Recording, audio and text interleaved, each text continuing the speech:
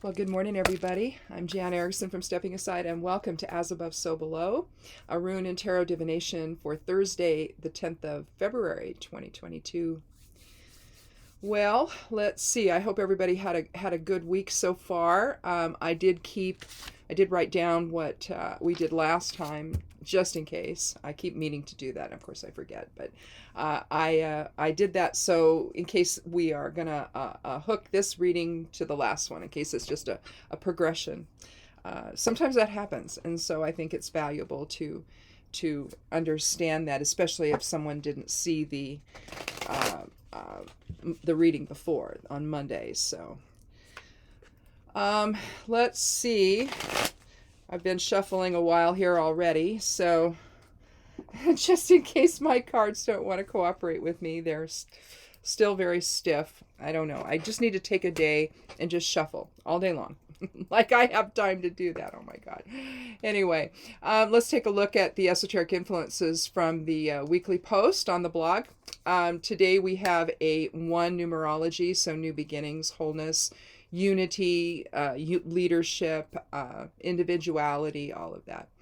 Ingus is the rune from that today, from the Elder Futhark, and that means it's the seed, essentially, and the sudden release of energy, male fertility, DNA, inclusion, inner focus, grounding. It's also undeveloped potential.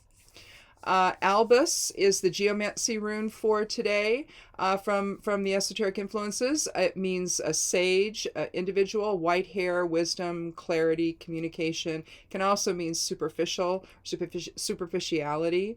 The sun's in Aquarius and the moon's in Gemini. So what I noticed when I was doing the interpretation for today, we had a 1 numerology along with Ingus and Albus, and they all signal that a new direction is beginning. Ingus in particular involves the sudden release of new energy, suggesting that undeveloped potential is finally finding its expression. So inner focus is strong today, and you're likely going to feel empowered to explore a new path. With Jupiter in Pisces still, your intuition is strong and you inspire others to consider an inner focus. You rely on meditation to help center and balance your emotions, and those around you appreciate your willingness to explore other options. In short, your effect upon those around you is transformative and they respect your input. You have a strong drive for change and progress with a focus on social justice agendas that replace old paradigms based upon the needs of others. You're willing to engage in spirited conversations with opposing forces as you lead others in service to a higher goal. So it just seems like the potentiality there is there today to engage in things that are reflecting higher awareness and are thinking about the needs of other people instead of just the needs of the self. So have a little tea. Anyway, let's go ahead and take the Elder Futhark rune for today. I'll let them fall through my hand here, my fingers, and see what the last one is. That's generally how I draw runes. I don't select individual runes. I set the intention for whatever I'm doing, and I let the runes fall through my fingers inside the bag, and whatever it is, it is. We have Isa. Now, Isa is one of the 3 Norn runes. It's just a straight line, and it's basically it's the rune of the static realm, or the present moment awareness. And so it's suggesting, it's also alignment. It freezes unwanted behavior. So especially if you were using it in magic or something, you would use it that way. You could also use it in meditation to align as a focus. But basically, it's a high. I look at the 3 Norn runes, Hagalaz, Isa, and Nothes, as like I would the major arcana cards. This is real soul archetype stuff working. The Norns were said to be the ladies the women that gave Odin the runes, and and drew them out of the well of Mimir, and to give to him for enlightenment. And so I think that they hold special power. Even though I think all of the runes are a language of spirit, I think these three actually hold the most power. And so, when Issa is drawn, then it's telling you that, as we all do, your focus is other places, and it needs to be on the present moment, and not about things about the past, memories of the past, thoughts of the past, interfering and essentially coloring everything about that you're thinking now and how you see things now. See things in the now, in other words. Don't let the past or the future come into that. Let's see what the geomancy rune is. We're going to throw down the 4 geomancy elemental runes here. So we're looking at, Rubeus. Now, we had Albus. It's interesting. Rubeus is its complement. So although we were talking about, here is Albus for today. That's from the Esoteric Influences. But when you look at Rubeus, it's just the other way around. It's upside down. And so you're looking at wisdom and maybe maturity versus being very, it's unstable force. It's misuse of force. And so consequently, I think that if we're looking at, I think we know the direction now of Issa. In other words, it's freezing unwanted behavior. Sometimes I think when the misuse of force comes in, it's because you're thinking about things from a subjective viewpoint. And you're allowing the past to influence the present. And so together, these two runes today are kind of interesting to have drawn, especially with, let's see, Albus being the geomancy rune for today from the Esoteric Influences. So that's just kind of interesting. So, anyway. But I think that when you see people out of control, it's because they're bringing the past into the present, and they're holding on to, maybe woundings or grudges or what have you, and then acting because over time, the anger builds, and or whatever you're feeling builds about it, and maybe you then act out on it. And I think that that's what this is suggesting. So it'll be interesting to see what the cards are going to be, because Rubeus, I think, is a very powerful geomancy rune, as is Albus. And, it's almost like they reflect the as above, so below nature of that sort of thing, of wisdom versus, ego, higher awareness versus ego. With Albus being the more on the as above side, the spirit side of things, and Rubeus being on the ego side of things, or the below side of things. So that's how I see that, I think. Let's see what the cards though are. Excuse me. We were out yesterday finishing up cleaning the top irrigation ditch. We started the day before by going up and just trimming out all of the new tree growth that started, the saplings and stuff that are coming up over last year and through the winter, and we get all that all out of there, and then we go back through and we weed eat the ditch, and it's Lord, it's like over 300 feet, but basically we do that to keep the irrigation company off our property. I don't want them with their backhoes or whatever coming on. We had some damage the last time, and I wasn't very happy about that. So we were already doing it ourselves anyway. So why they chose to do that is beyond me, but all they did was destroy things. So that was not good. So we just make sure we get up there early enough in the season in case they're going to be doing that, and then they don't bother us. But we did that, and then yesterday we went up and did the weed eating, and I was raking out all of the stuff into piles so my husband could then take it out and go put it on the compost pile up there.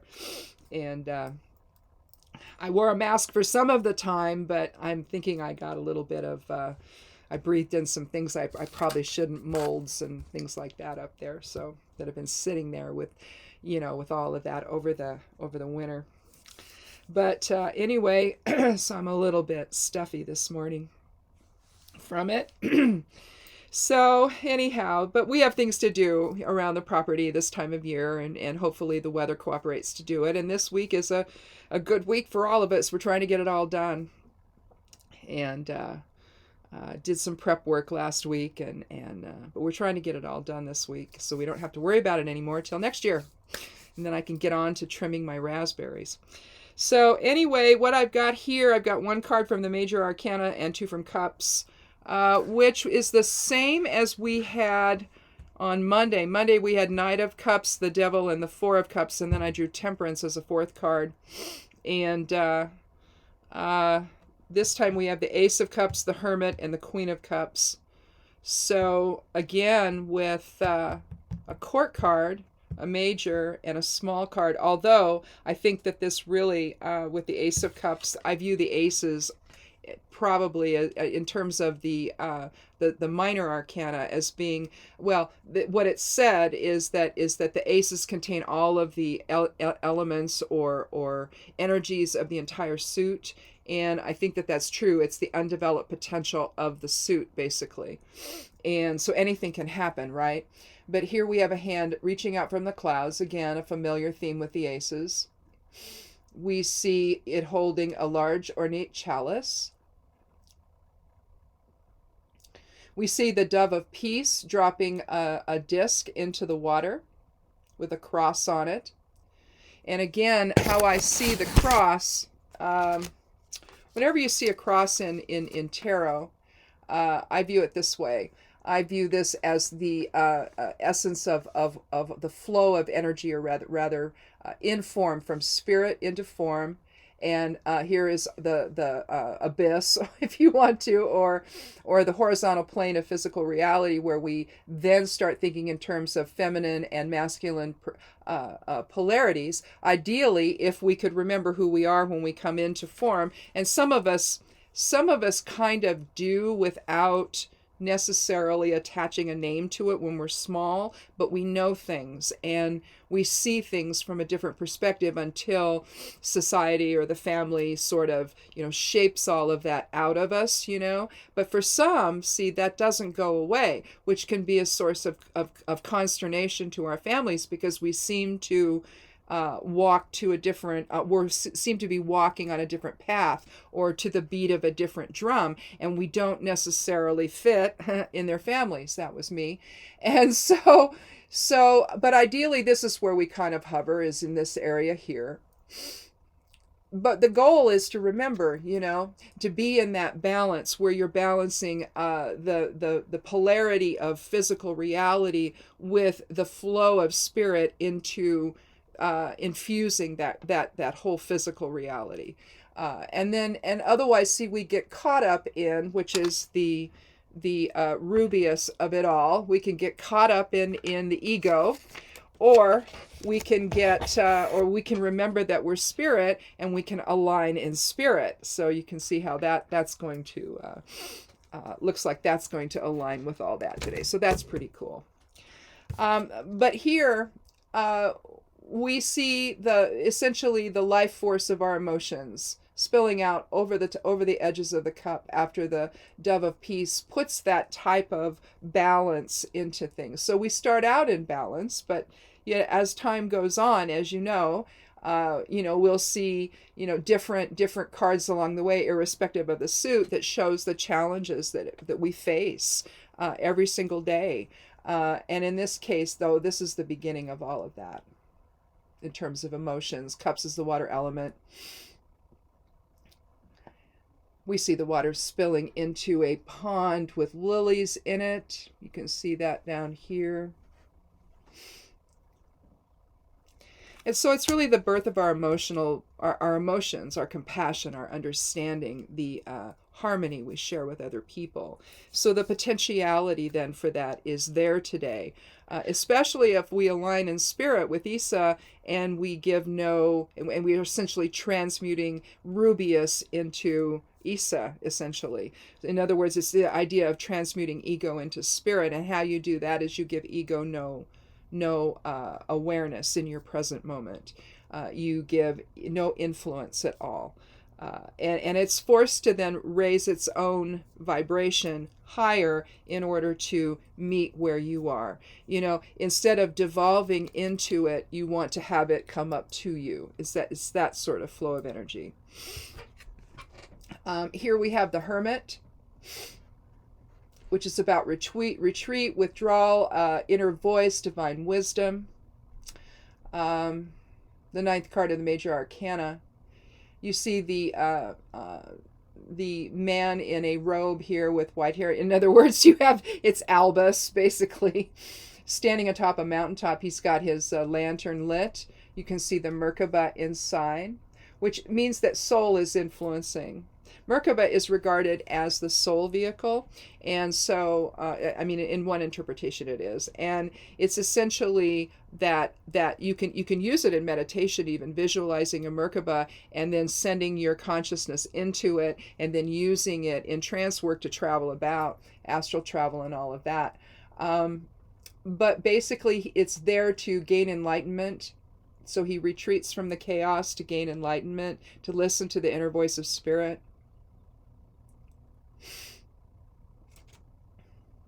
9 is not just about endings and completion, it's also about spirituality. And so here he's getting away from things just to be able to think and to see things from a different perspective, a higher perspective. Given that he's up high on top of a mountain, that's what that's really signaling.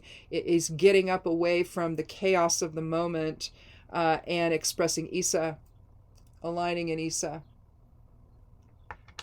getting out of the rubious of it all.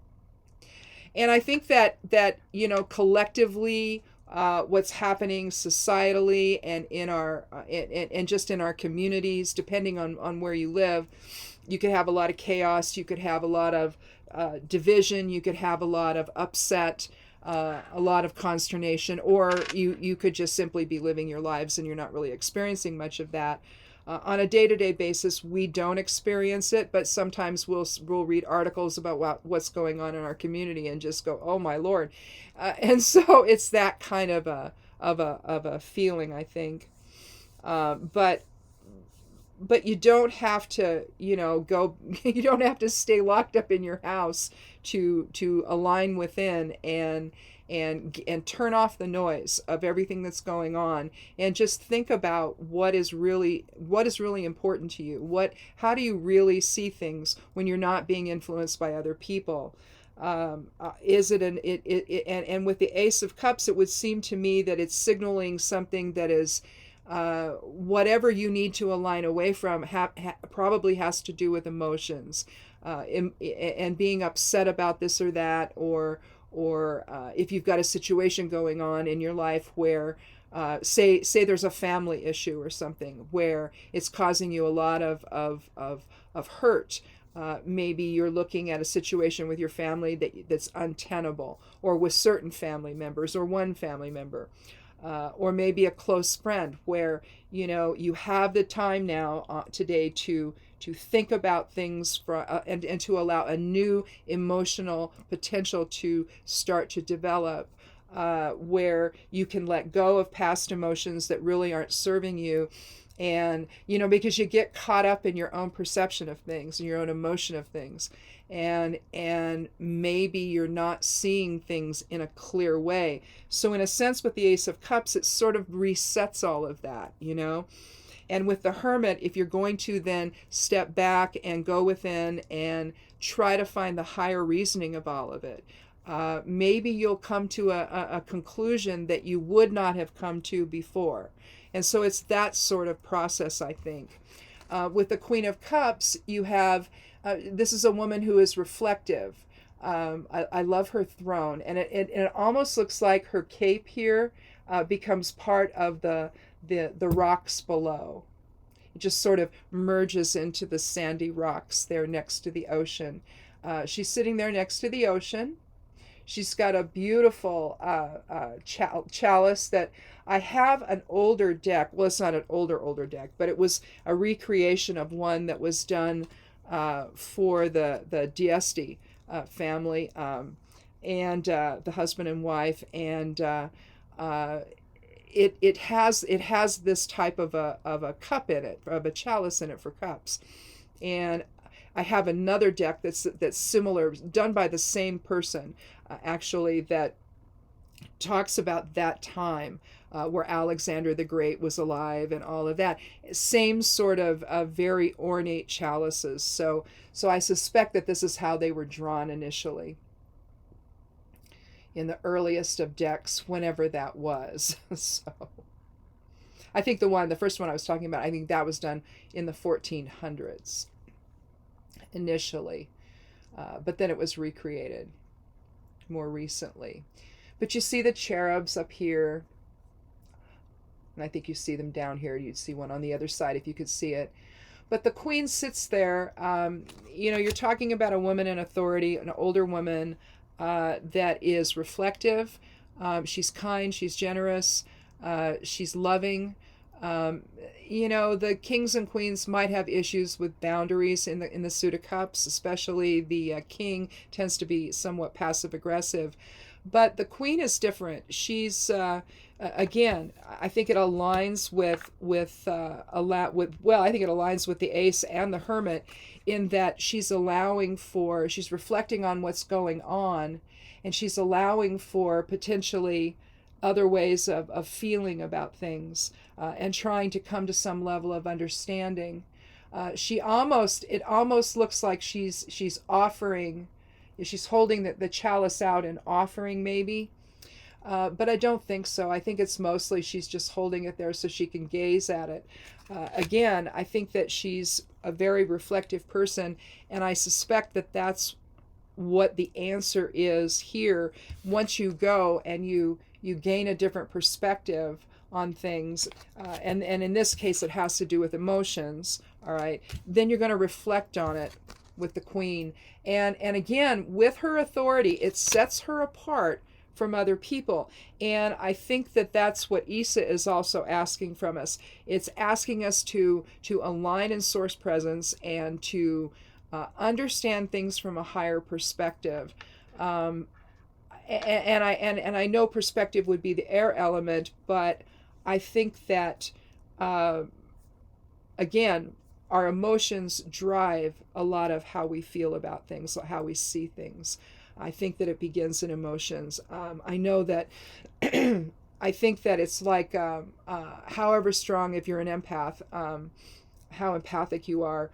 I think that is where all of intuition begins. I think it begins there. And then once we start focusing into form, it turns into what we call intuition. So I think the two are connected. I think that intuition is more physical related than it is spirit related. I think since I think since the whole idea of God is love, I think that love is the vibration of the universe. I think it's the vibration of creation, and I think that that's where we all begin. From there, it devolves once we get into form. As temporary as that situation is, and that's the other thing, it's temporary. We have to remember that. We make too much of this real, and therefore we then will be willing to assert our own positions instead of trying to understand the other side of things, for example. So it's like we forget about that side of self, the love side of self and the harmony side of self, which is our fundamental reality when we're not in these bodies. But again, this is all a projection. This is all an illusion in a sense. So you can always shift that to a higher level of thinking or a higher level of feeling or a higher level of perceiving. And I suspect that that's what this is. We have a new situation here. And again, let me go back to today's Esoteric Influences. It just seems to me that if you're willing to engage, to replace old paradigms in favor of the needs of others, and you're starting to essentially have a different experience, which I think the Ace of Cups is talking about.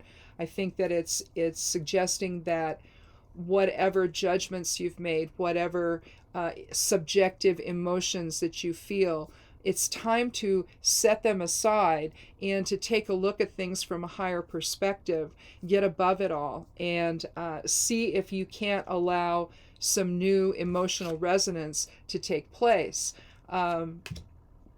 Again, the dove of peace is putting a disc in the cup to make the waters overflow. That's basically suggesting balance, a balance between spirit and ego, with the heavier weight on spirit, and balancing the masculine and feminine within, or the expression we have. And you can, if you don't want to look at that because it gets confusing, it isn't about gender. If you can look at it instead of projective versus receptive. It's asking us to be more receptive and open and understand the positions of other people, to understand that. And also, healing is another aspect of this. Right now, we have such a division between what will heal and what will harm. And again, people see it the way they want to, instead of understanding it within the greater, collective, if you will. And so it really, I think, comes down to that. And with the Queen of Cups, she's asking us to be more reflective about how we express our emotions and how we express understanding, to be more reflective about it, instead of allowing ego to govern that whole process, and influence how our emotions are expressed. I think that's really what that's talking about. And so with Isa, then, we align in source presence, we become the hermit, we allow new emotions to flow, and to consider other ways of feeling about things, and with the queen we become reflective. And in that regard, we then contain the rubious within, essentially, the ego within, the misuse of force within. One way that you might misuse force with emotions is to become passive aggressive. I talked a little bit about the King of Cups being passive aggressive. When people are passive aggressive, there's a level of manipulation there, where they try to manipulate people's emotions and guilt them into different things. That's one expression of that, especially when people are really passive aggressive. So I think that may be some of this, of what we're talking about here too, getting up above everything, letting spirit inform your awareness, letting spirit inform your emotional resonance, so that you don't get into that pattern, that rubious pattern of misusing all of it in a passive aggressive way. So anyhow, I'm not sure. Let's see. Well, on Monday, we had the Knight of Cups and the Four of Cups, and so the Knight of Cups is about an offering of understanding and all of that, whereas the Four of Cups is you can't really accept what's being offered. The devil was involved there, and the devil was all about being chained to desire. So again, another, some of that's will, it's all of it really, will, intellect, and emotions, but you're being a slave to desire instead of a slave to, or opening yourself up to spirit. And then I drew a fourth card on Monday, Temperance, which is suggesting balancing will with emotions. And so I think this is likely an extension of that reading, or at least we can see it that way. So again, I think it really comes down to what the Dove of Peace is doing there. Having the ability to see things from the standpoint of spirit, basically, instead of the standpoint of ego. And if we have to get away from everything, just take a step back and go within and let higher self inform what's going on, then that's what we need to do today, so that we can then reflect in a way that's a little more compassionate and filled with understanding and love, instead of, having, this is what I want. Want is also the water element. It's also part of it. It has to be, at some point, we have to understand there's the collective aspect of life that we still experience here in form. And we have to pay attention to that, and we have to consider that in terms of how we see things and how we feel about things. So anyway, I think that's probably a little more spiritual reading than specifics, but I think that we can, there just could be so many different specifics that this could apply to. So so just think about that in terms of if you've got a situation that's happening, you need to get back away from it and seek a higher perspective. Allow your emotions to settle, allow them to balance, allow new understanding to take hold, and reflect on what's really important within that situation. And maybe you'll find a better solution, aligning in spirit instead of letting emotions get away from you and then you act on them in a way that's not going to solve anything. So maybe just increase the conflict or increase the feelings of hurt or what have you. So very general reading today. But take it with you through the weekend. Come back on Monday and we'll talk again. Everything's going to go up on the blog Saturday night or Sunday, and then probably Saturday night. And then that comes out the Esoteric Influences, the Ascendant Rays, and other astrological information, the weekly numerology. I still did not get to, with everything that's going on here this week, I didn't get to a Rune divination. So hopefully, other than on the newsletter, there's that one. So if you want to sign up for that, by the way, you can get the Esoteric Influences in your inbox, plus some other stuff I write. And you do that by going over to the blog at imsteppingaside.com and look on the left side panel, just scroll down a little bit and you'll see it, sign up for a newsletter here. Just put your email in that and click send, and it goes to the software I use to do my newsletters, and it sort of collates all that and gathers it all up. And then when I'm ready to hit send, it goes to all those people. So anyway, it's free. It's just if you want to get this in your inbox. So anyhow, thanks so much for watching, and have a good weekend, and just be easy on yourself, and see where that takes you instead of struggling all of the time. Drop resistance instead of trying to control everything. Anyway, thanks for watching, and be good to yourself, be good to one another, and blessed be.